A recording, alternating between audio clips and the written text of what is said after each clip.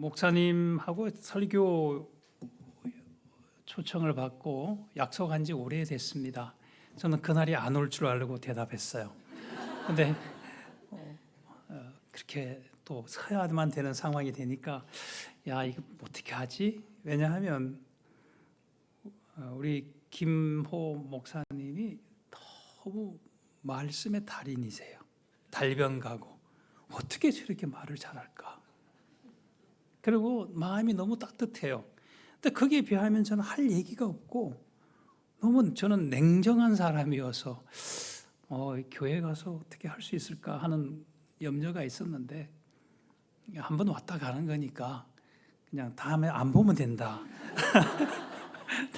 다시는 안 보면 된다 생각으로 이 자리에 섰습니다. 감사드립니다. 우리 목사님, 초대해 주신 목사님, 또 우리 당회 장로님들 감사드리고요. 모든 우리 성도님들께도 감사 인사를 드립니다. 오늘 성가대에서 맨 끝에 섰던 우리 뒤에 형제분이 달봉인가요? 맞나요? 준식이 어쩐지 딱 알아봤어요. 아빠가 제 동기예요. 안동에 있는, 이번에 다녀오셨죠? 저하고 자주 연락하고 안동에 된장 담궈 놓고 같이 나눠 먹는 친한 사이인데 성은이도 와서 너무 감사하고 좋습니다. 오늘 좀 짧은 시간이지만 하나님께서 우리를 구원하시고 하나님의 자녀 삼으시고 그것을 끝내지 않고 하나님이 원하시는 수준의 그러한 성도로 이끌어 가시는데 최선을 다해서 우리를 끌어 가시는데 그 과정에 하나님이 쓰시는 방식이 그냥 우리가 원하는 방식이 아닐 때가 많더라는 거죠. 우리는 힘들고 어려운 방식을 쓰십니다. 그래서 때로는 하나님 나를 사랑하지 않으시나 보다 이런 생각도 들 수 있고 하나님 저에게 왜 이러십니까? 이런 탄식도 할 수 있습니다. 그것이 너무 자연스럽고요. 그게 우리의 현실이고 우리의 형편입니다. 너만 잘못됐어가 아니고 다 그렇다는 얘기예요. 근데 그런 상황 속에서도 하나님은 포기하지 않으시고 꿋꿋하시게 그 길을 계속하세요. 그러니까 힘들어요, 우리가. 때로는 좀 우리 방식으로 좀 와주시면 좋겠는데 하나님의 방식으로 이끌어 가시는 그 내용에 대해서 함께 생각해보고 오늘 우리 어떻게 반응해야 할까 주의 말씀으로 함께 확인하는 시간 갖겠습니다. 하나님께서 우리를 사랑하시죠? 믿으십니까? 크지 않아요. 왜냐하면 사랑하신다는 머리로는 알겠는데 가슴에 와닿는 게 쉽지가 않더라. 그런데 하나님의 사랑의 절정은 우리 가슴이 아니고 어디서 나타나냐면 그 아들 예수 그리스도를 이 땅에 보내셔서 그 십자가에 달려 죽게 하시는 거기가 사랑의 절정인 거예요. 우리 가슴이 아니고 그 십자가 있는 그 자리가 사랑의 절정인 거예요. 그러니까 느끼고 안 느끼고는 나중 문제인 것이죠. 사랑은 이미 객관적으로 팩트로 우리에게 보여주셨고 그것을 우리가 어떻게 받느냐 하는 것은 그건 상대적인 것입니다. 사람마다 다를 수 있고요. 그분이 이 땅에 아들을 보내셔서 우리의 죄를 대신해서 우리가 받아야 할 형벌을 대신해서 그 십자가에서 다 받게 하셨어요. 사랑의 절정입니다. 이 사랑으로 죄인인 우리가 영원한 생명을 얻고 하나님의 자녀가 되고 천국 백성이 됐습니다. 천국을 소유하게 됐습니다. 그런데 우리는 참으로 행복한 사람들이죠.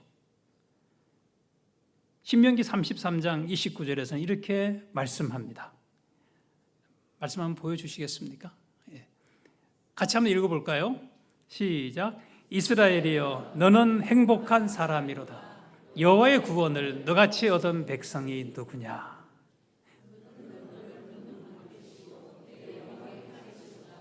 내 대적이 네게 복종하니 네가 그들을 높은 곳을 밟으리로다. 아멘.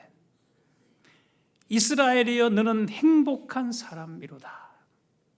거기까지만 해볼까요? 자기 이름을 놓고 한번 해봅시다. 시작. 이보구여 너는 행복한 사람이로다. 너는 행복한 사람이로다. 이유는 이렇게 얘기하죠. 여호와의 구원을 너같이 얻은 백성이 어디 있느냐. 우리는 예수님을 믿어서 참으로 행복한 사람이 됐습니다. 이것이 팩트입니다. 이것이 진실입니다. 그런데 여러분, 행복한 사람인데 실제로 행복하십니까? 행복한 사람이라고 성경은 말씀하는데 여러분은 진짜로 행복하게 느끼고 그렇게 고백하며 살아가시느냐 하는 것이죠. 구원받은 후에 아무런 근심 걱정 없이 마냥 평안하고 모든 일이 잘 되고 만사형통하십니까? 취업이 잘 되고 언제나 건강하고 좋은 배우자 만나서 아름다운 가정 꾸미고 아들, 딸 잘 낳고 그들이 신앙생활 잘하고 잘 되고 사업이 잘 되고 늘 기쁘고 즐겁기만 한가요? 모두가 부러워하는 그런 삶을 살아가고 계십니까? 예수 믿고 행복한 사람이 됐으면 이 정도는 돼야 되지 않겠어요? 그래야 맞는 거 아닙니까? 그러나 여러분, 성경은 정반대의 말씀을 하십니다.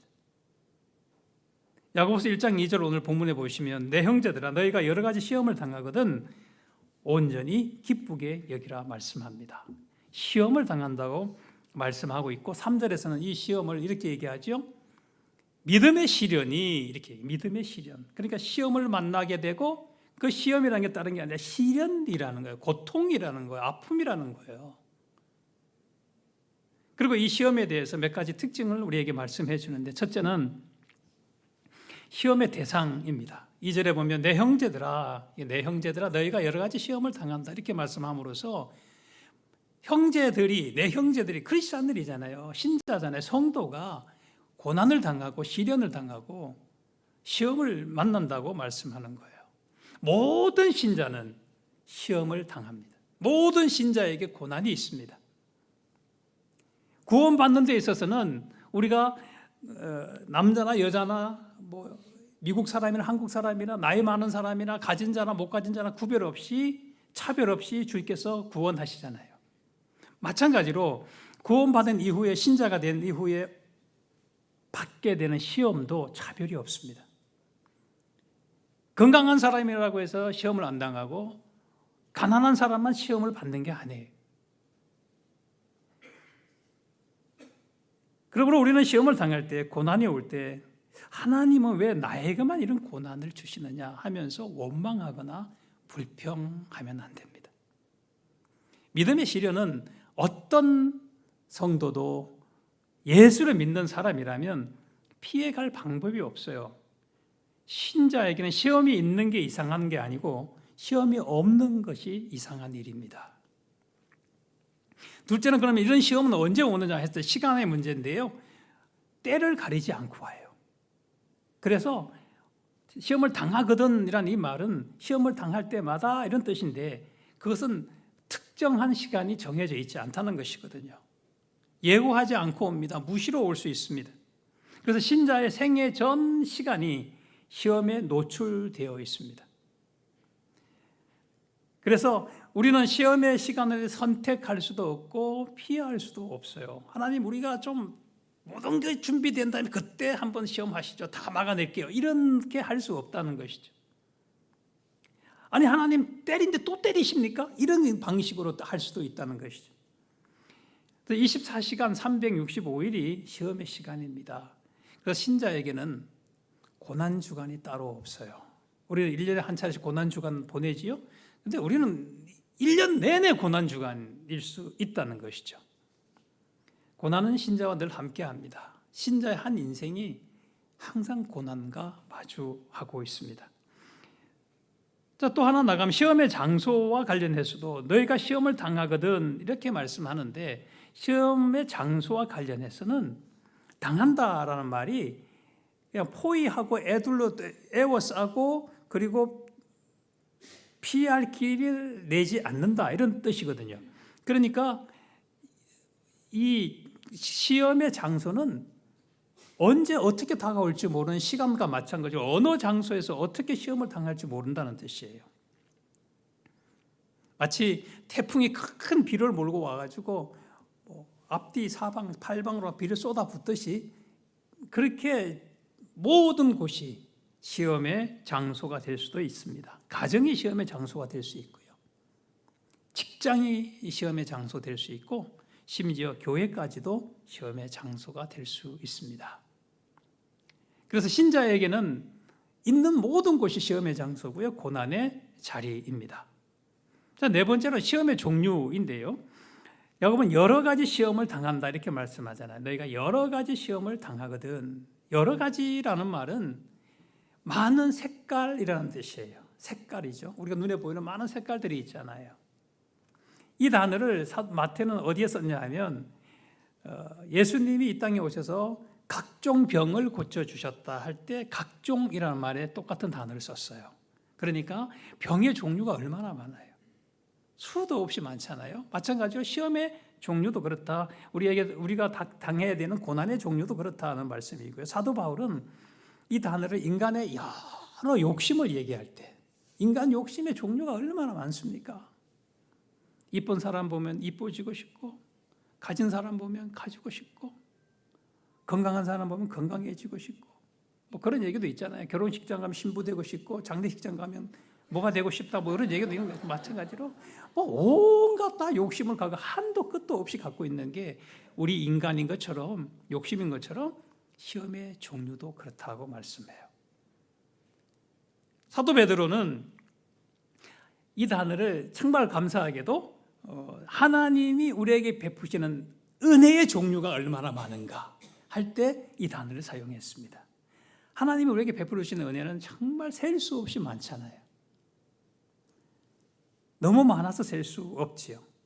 그렇게 우리는 인간은 우리가 병도 많고 욕심도 많고 그러나 은혜 베풀으신 하나님의 은혜도 그렇게 많다. 마찬가지로 우리가 신자가 맞닥뜨리게 되는 그 고난의 종류도 그렇게 많다는 말씀을 하는 것이죠. 세상에 아까 많은 색깔이라고 그랬잖아요. 여러분 세상에 사람의 눈으로 볼 수 있는 색깔이 몇 개나 될까요? 어제 무지개가 떴더라고요. 무지개는 몇 가지 색이죠? 7가지. 예, 그거는 이제 우리가 눈으로 볼 때 7가지를 보이는 것이죠. 눈으로 볼 수 없는 그 물리적으로 이론적으로는 무한대라고 합니다. 그런데 사람의 눈으로 볼 수 있는 색깔이 깜짝 놀랐어요. 어제 제가 설교 준비하면서 좀 확인을 했는데 100만에서 1000만 가지래요. 색깔 종류가 100만 가지에서 1000만 가지. 이건 뭐 모른다는 얘기나 마찬가지이죠. 어마어마하게 많은 색깔의 종류가 있습니다. 우리 눈으로 볼 수 있는 게 그 정도랍니다. 그러니까 우리가 옆에 친구나 다른 친구들 볼 때 이렇게 까만 니만 보지 마시고 그 안에 있는 1000만 가지 다른 색깔도 있다. 그러니까 좀 좋은 색깔들을 많이 봐주시면 좋겠어요. 그 얘기는 시험의 종류도 그렇게 많다고 말씀하는 것입니다. 그래서 신자의 시험은 총 천년색이고 그 색깔마다 다 고난인 것이죠. 자, 이처럼 믿음의 시련인 시험은 대상, 때, 장소, 종류를 가리지 않고 우리에게 달려듭니다. 그래서 모든 신자가 믿음의 시련을 당하고요. 신자가 사는 모든 공간, 시간이 다 연단의 자리요, 시련의 시간이고 고난의 사건입니다. 2020년 그러면 뭐가 생각나세요? 코로나 생각나시죠? 2020년 시작했잖아요. 그해 8월 9일 주일이었습니다. 제 얘기를 말씀하는 거예요. 말씀드립니다. 예배를 드리고 있었습니다. 저도 여러분처럼 의자에 앉아 있었고 목사님이 설교를 하고 계셨는데 설교가 거의 끝나갈 무렵인데 갑자기 숨이 멈추는 거예요. 숨을 쉴 수 없게 되는 거예요. 마치 여기 가슴을 가운데로 놓고 양쪽으로 이렇게 확 접어버리는 것 같은 느낌이 들 정도로 아무것도 순간적으로 너무 당황했어요. 그런데 목사님이 설교를 하고 계시는데 일어나서 나갈 수는 없으니까 억지로 참고 있다가 설교 끝나고 기도하는 사이에 얼른 밖으로 나가서 겨우겨우 시간 지나면서 진정을 시켰어요. 병원에 가서 뭐 흉부외과 이런 데 가서 다 24시간 뭐 붙여놓고 검사하는 거 있더라고요. 심장 이상 없었어요. 뇌 MRI 다 찍었습니다. 아무 이상 없습니다. 그런데 몸은 점점 힘들어지고 뭐 어떻게 대책이 안 서는 거예요. 어떤 날 잠을 잘 수가 없어서 그냥 밖에 나가서 밤새도록 거실에서 뛰었어요. 쿵쿵 뛰지를 못하니까 그냥 방석 깔아놓고 계속 이러고 있어야만 되는 상황이 왔어요. 그때도 잘 자고 있는 사람이 옆에 하나 있었습니다. 그 후로 저 때문에 고생 많이 했고 지금도 고생을 하고 있습니다만은 나중에 알았습니다. 공황장애였습니다. 공황장애는 정신병이 아닙니다. 마음의 병도 아닙니다. 뭐냐? 우리 몸에 있는 자율신경의 이상이 와가지고 나타나는 증상이 불안증으로 나타난 것밖에 없어요. 우리 신경 중에 우리가 이렇게 의지를 가지고 움직일 수 있는 신경이 있고 우리 의지로 움직일 수 없는 신경들이 있죠. 그건 자기들이 알아서 움직인다 그래가지고 자율신경이라고 부르는데 그 자율신경은 크게 교감신경과 부교감신경 둘로 나눠져 있습니다. 이 교감신경이 서로 이제 한쪽이 과하게 올라가면 한쪽이 눌러서 이렇게 서로 균형을 맞춰줘야만 되는데 교감신경은 주로 어떤 일을 하냐면 우리가 100m를 죽으라고 뛰고 나면 숨이 헐떡거리잖아요. 그게 이제 교감신경이 하는 일이에요. 그리고 뭔가 이렇게 위를 움직이고 장을 움직이고 심장을 뛰게 하고 우리 귀와 눈 이런 것들을 모두가 관장하는 게 교감신경입니다.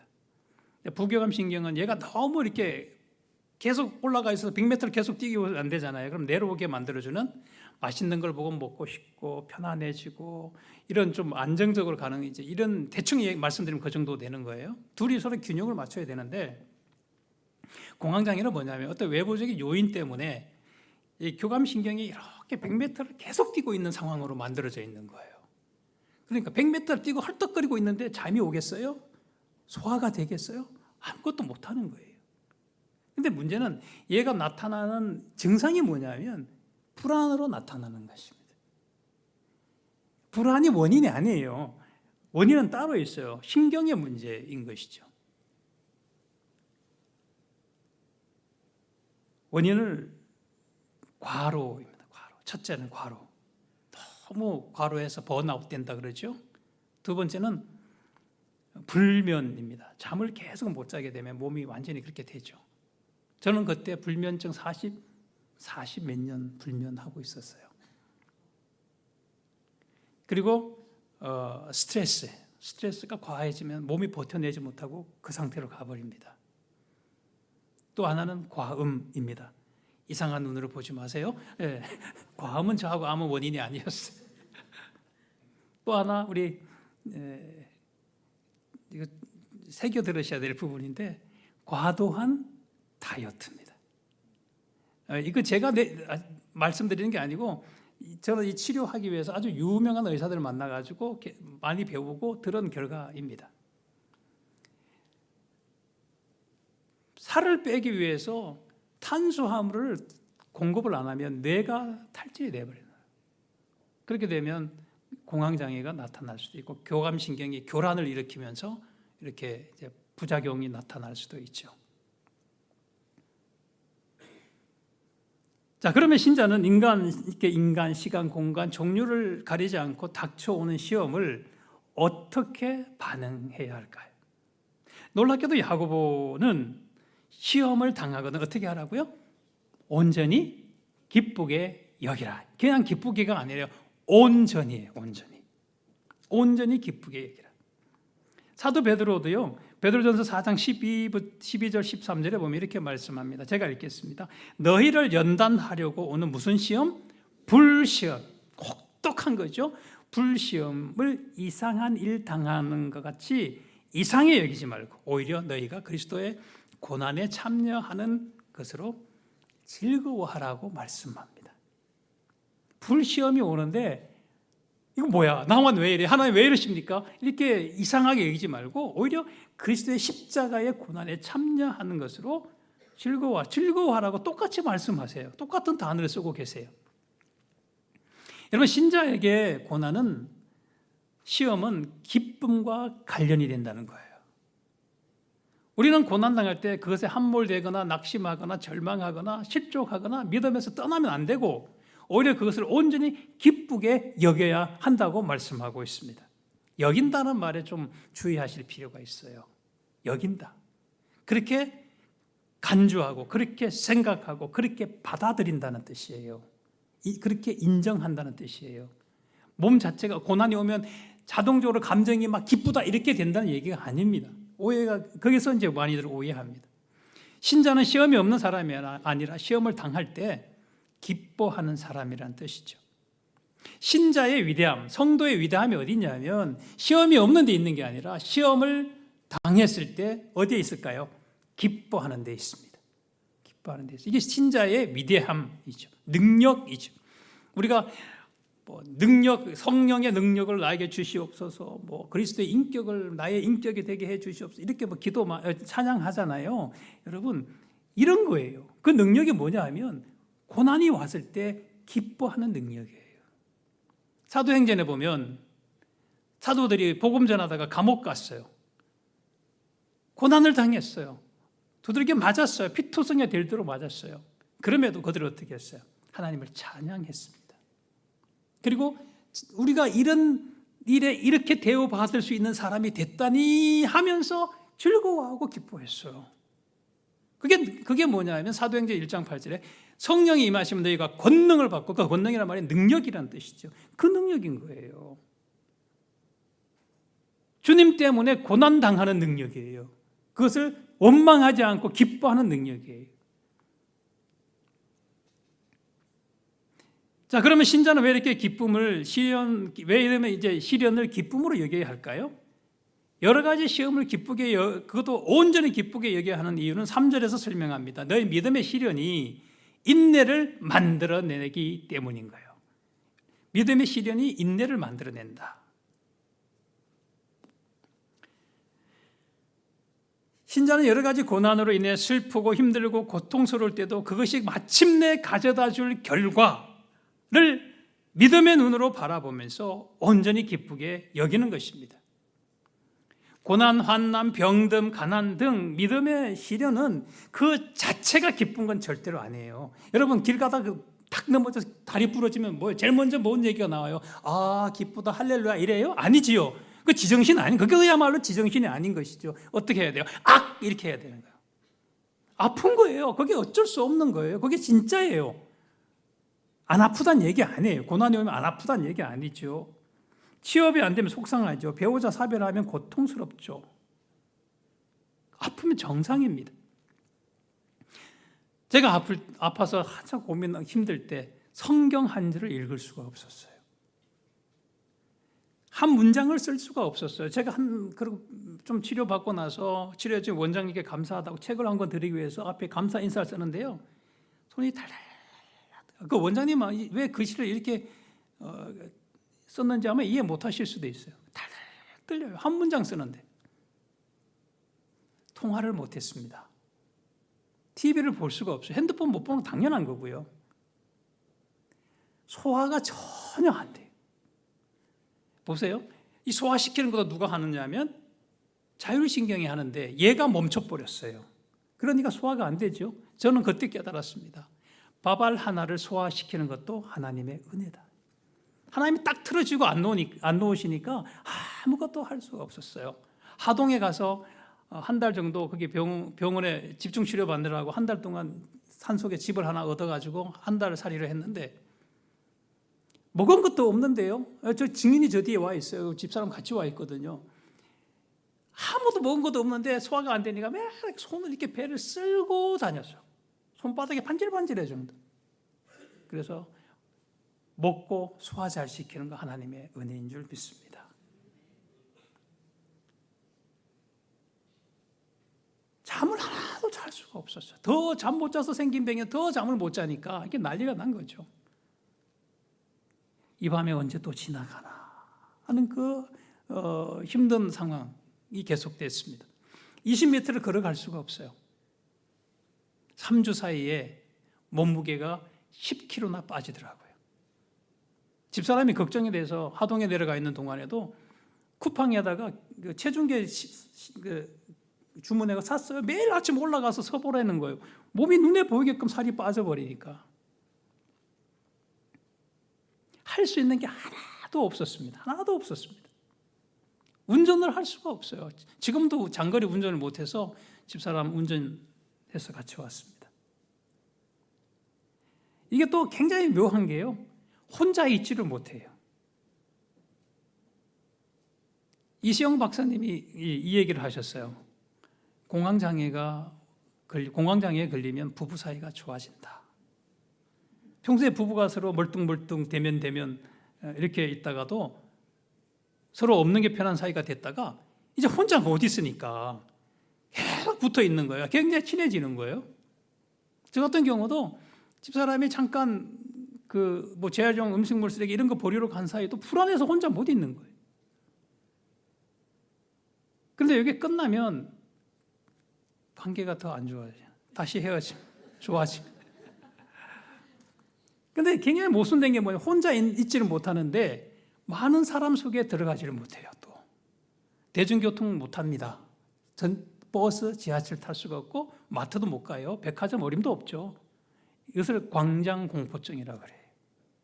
이 나타나는 현상들입니다. 그 속에서. 굉장히 모순되잖아요. 혼자 못 있는데 많은 사람과 또 못 있는 이상한 증상들이 나타나는 거죠. 할 수 있는 것은 딱 한 가지 있었어요. 눈 감고 기도하는 거 외에는 아무것도 할 수 없었어요.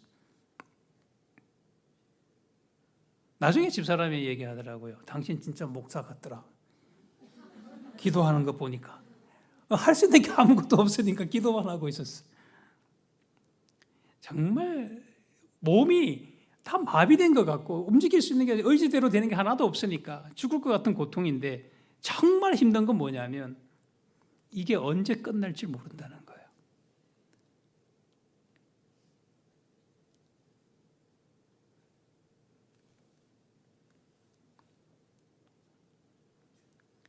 소망이 있으면 버텨요.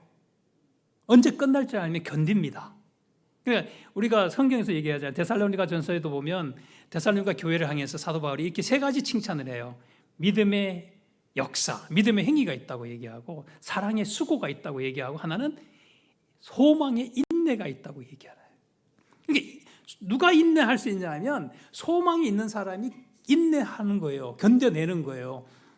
다리 부러져 깁스하고 견딜 수 있는 이유는 뭐냐면 뭐 몇 달 있으면 낫는다는 소망이 있으니까요. 근데 얘는 소망이 없는 거예요. 언제인지 알 수가 없어요.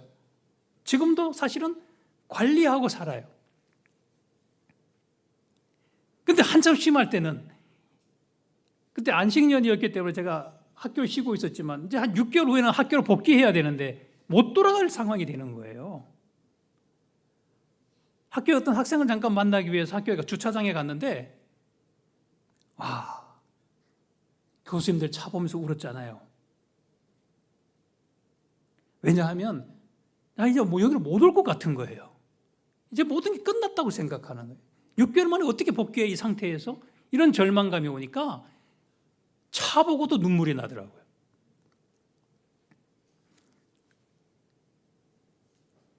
어느 날 아는 분이 연락을 해서 감사하는 기도 제목을 좀 적어봐라 그랬어요. 제가 적을 수 없으니까 집사람 보고 내가 불러줄 테니 당신이 좀 적어요. 그러고 첫째 그러는데 그 첫째 감사 기도 제목을 말하려고 하는데요. 배 아래서부터 뭔가 이만한 불덩어리 같은 게 밀고 올라가고 여기 목에 턱 걸려버리는 거예요. 말을 못 하겠어요. 여러분 그런 경험 있으실까요? 있으실 거예요 아마. 너무 이상하게 올라와서 탁 막아갖고 말을 못하게 하는데 한참 지나고 진정시키고 그러고 나서 첫째 그러고 불러줬어요. 하나님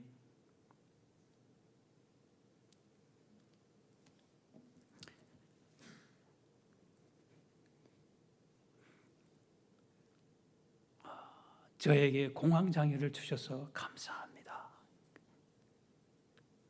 이게 이해가 돼서 감사한 게 아니에요. 이해가 되질 않았어요. 감당할 만하니까 감사한 게 아니었어요. 그 순간도 죽을 것 같은 상황이긴 한데 그래도 감사한 이유가 있었어요. 제가 갔더니 하동에 내려갔더니 저희 제자이고 후배의 목사님이 저보다 한 석 달 먼저 내려와서 거기서 또 치료를 받고 있었어요. 개척해가지고 하는 중에 사모님은 혈액암에 걸렸고 그걸 지켜보는 목사님이 공황장애가 온 거예요. 뚱뚱한 분이었거든요. 28kg가 빠졌다 그러더라고요. 석 달 먼저 와 있었어요. 근데 저는 그분에게 정말 많은 도움을 받았어요. 한 번도 가본 길이 아니죠. 경험해 본 게 없잖아요. 근데 몸에 나타나는 현상들이 너무 다양하게 나타나는데 그때마다 불안한 거예요. 그래서 그때마다 전화해가지고 집사람하고 전화 좀 연결해라 그러고 목사님 저 이런데 어떻습니까? 딱 이 한마디면 해결되더라고요. 교수님 저도 그랬어요. 그러니까 알지 못하는 길을 누가 먼저 간 사람이 있으면 정말 위로가 돼요. 사실 그리고 제가 돌아와서 학교에도 이런 친구들이 있거든요. 제가 상담하고 교회에 여러 또 있을 수 있는 분들 상담하고 그래서 돕는 역할을 지금도 하고 있습니다. 이게 알면 해결할 길이 빨리 열려요. 근데 모르니까 그 다음에는 계속 지연되고 병이 악화되고 치유가 오래 걸리고 이렇게 되는 것이죠. 근데 그분이 제가 있는 데로 와서 사모님하고 얘기하는 중에 이렇게 얘기하셨어요. 하나님은 선하신데 왜 이렇게 우리를 코너로 몰아가실까? 왜 우리를 이렇게 코너로 몰아가실까? 하나님은 아들이 죽는 그 큰 고난을 통해서 우리를 사랑하셨는데 왜 이렇게 큰 고통을 당하게 하실까? 사랑하시는 게 맞긴 한 건가? 여러분 이 얘기는 불신해서가 아니에요. 그 얘기는 뭐냐면 상대적으로 그만큼 고통이 크다는 얘기예요. 하나님이 없어요. 하나님 우리 사랑하지 않아요가 아니라 사랑하신 줄 알지만 너무 힘드니까 쏟아내는 말이라는 거죠. 우리가 서로를 교회 안에서도 얼마든지 이런 부분은 조심해야 될 부분이긴 한데 어떤 분이 힘든 일을 당해서 참 이런 말을 할 수 있어요. 그러면 저 집사님 저거 믿음이 없구나. 이게 아니에요.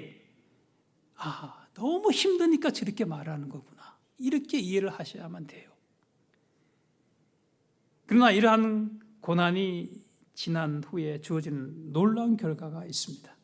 이것 때문에 신자는 고난을 당해 아프고 힘들고 고통스럽지만 그래도 그 고난을 기쁘게 여긴다고 말씀하는 것이죠. 이건 단순히 감정적 기쁨을 말한 게 아닙니다. 이 기쁨은 하나님을 믿는 믿음에서 오는 것이죠. 신자의 모든 기쁨은 하나님을 믿는 믿음의 표현입니다. 하나님은 어떤 분이신가요? 하나님은 언제나 옳으시고 언제나 선하시고 언제나 좋으신 분이시잖아요. 우리가 좋으신 하나님 찬양하잖아요. 이 믿음이 있기 때문에 하나님에 대한 이 믿음이 있기 때문에 우리는 내가 이렇게 힘든 고난을 받는 것이 나에게 진실로 잘된 일이라고 고백할 수 있는 거예요. 안 아파서 그 얘기하는 게 아니라 아프지만 하나님이 어떤 분이시고 하나님이 이 일을 통해서 나를 어떻게 만들어 가시는지를 알고 믿고 고백하기 때문에 그런 상황들을 기쁘게 받아들이고 나에게 정말 잘된 일이라고 말하는 것입니다.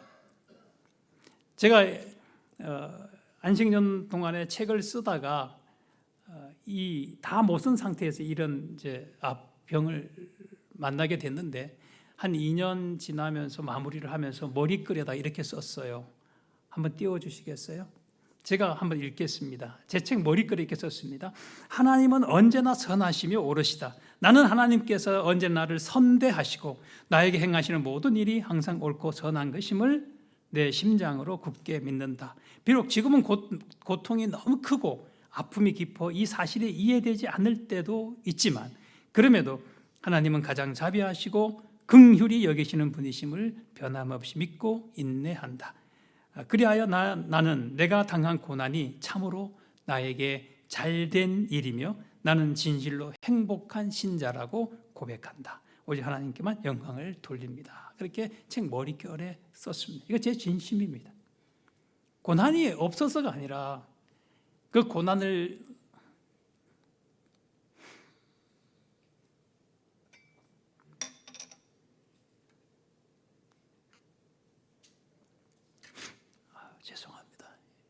가책없이 이래가지고 그 고난을 통해서 하나님이 이루실 일을 기대하고 바라보기 때문에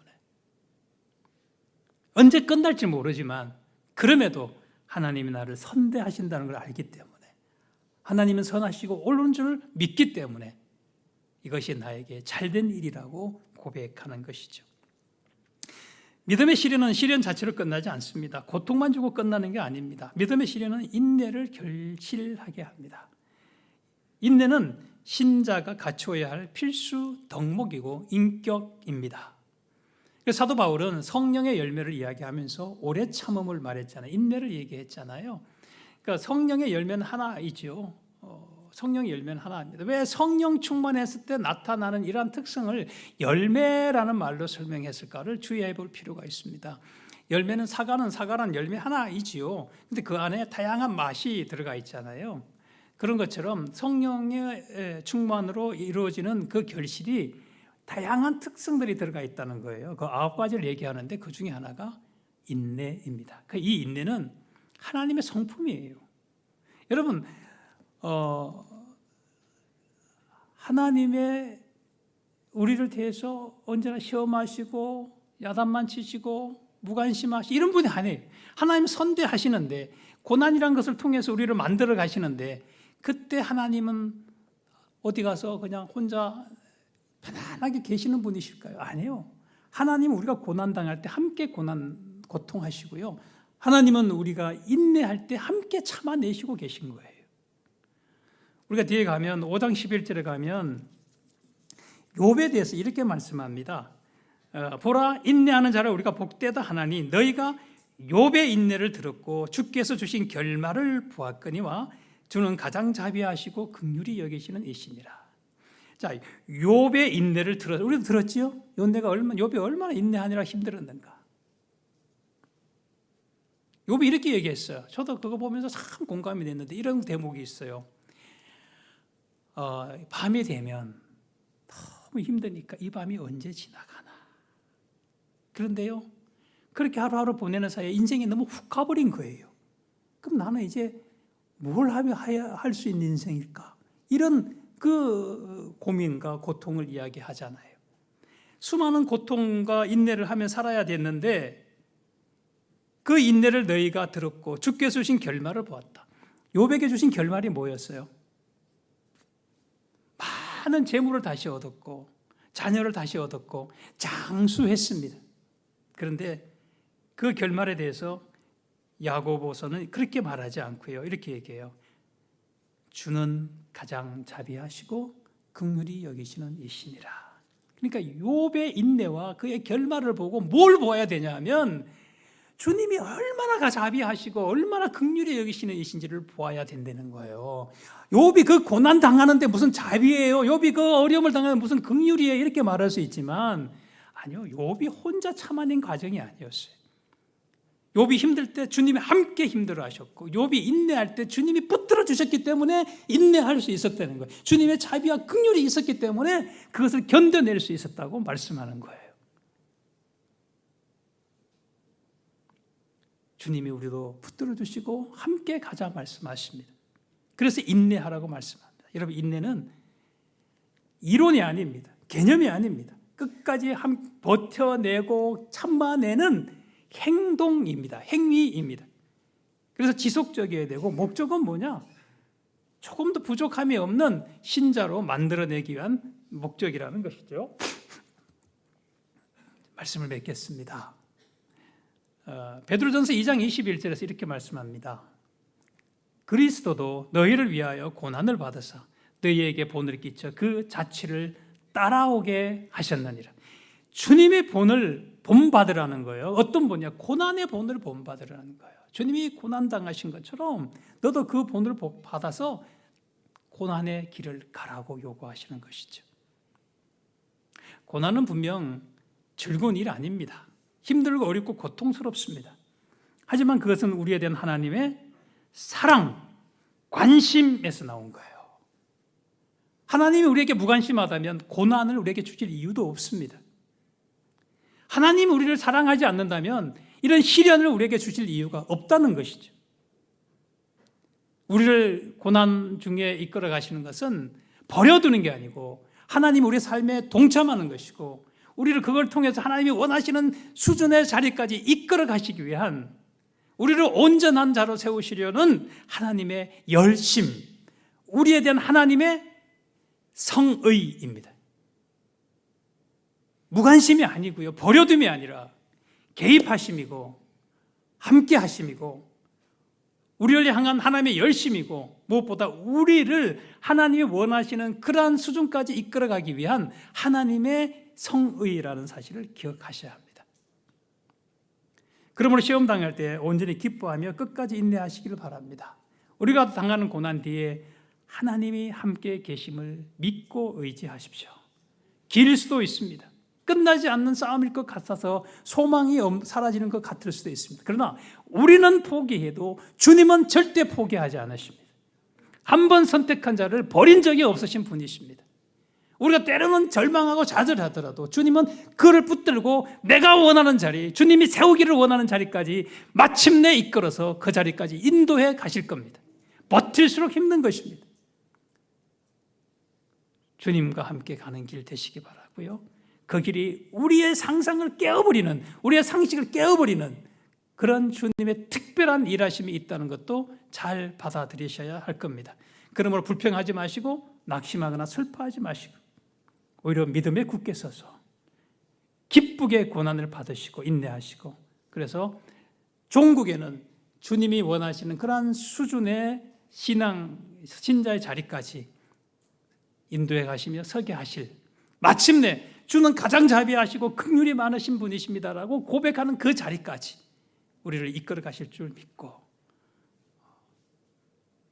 당한 고난을 크게 보시지 말고 힘들고 어렵지만 그 모든 것 배경에서 계획하시고 주관하시고 이끌어 가시고 마침내 끝내실, 그리고 칭찬하실, 그리고 주님의 자비와 긍휼을 우리를 통해서 세상 가운데 보여주실 그날을 기대하면서 믿음으로 잘 감당하시기를 주님의 이름으로 축원합니다. 기도하겠습니다. 하나님 아버지, 연약한 저희들 불쌍히 여기시고 변함없이 사랑한다 그렇게 말씀하시는 주님의 은혜를 풍성하게 누리게 하옵소서. 고난이 있고 어려움이 있어서 주님이 어디 계시며 주님이 왜 어떻게 나를 사랑하신다고 말할 수 있느냐 하는 상황 속에서도 그래도 주님은 가장 자비하시고 긍휼히 여기시며 선하시고 오르시며 나를 선대하시고 계시는 것을 믿음으로 바라보고 마침내 주께서 이루실 그 자리를 소망 중에 바라보면서 기쁨으로 감당해 나가는 우리 모두 되도록 인도하옵소서. 예수님 이름으로 기도하옵나이다. 아멘.